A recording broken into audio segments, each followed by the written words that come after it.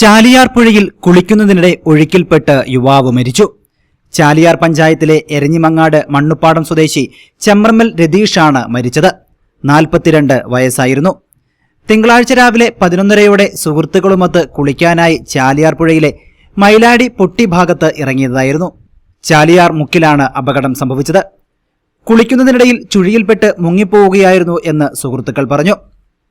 ഉടൻ തന്നെ സുഹൃത്തുക്കളും നാട്ടുകാരും രക്ഷാപ്രവർത്തനം നടത്തി. നിലമ്പൂർ ജില്ലാ ആശുപത്രിയിൽ എത്തിച്ചെങ്കിലും ജീവൻ രക്ഷിക്കാനായില്ല. മൃതദേഹം നിലമ്പൂർ ജില്ലാ ആശുപത്രി മോർച്ചറിയിലേക്ക് മാറ്റി. News bureau, Nilambur. സുഖകരമായ താമസം, മനസ്സിനിണങ്ങിയ ഭക്ഷണം, മാന്യമായ പരിചരണവും ഇതെല്ലാം ഹോട്ടൽ സാമ്രാട്ട് ആൻഡ് ടൂറിസ്റ്റ് ഹോമിന്റെ പ്രത്യേകതയാണ്. Hotel Samrat and tourist home, Ooty road, Edakkara, Malappuram. Phone 04931 275 261 274 361 9496 401 160.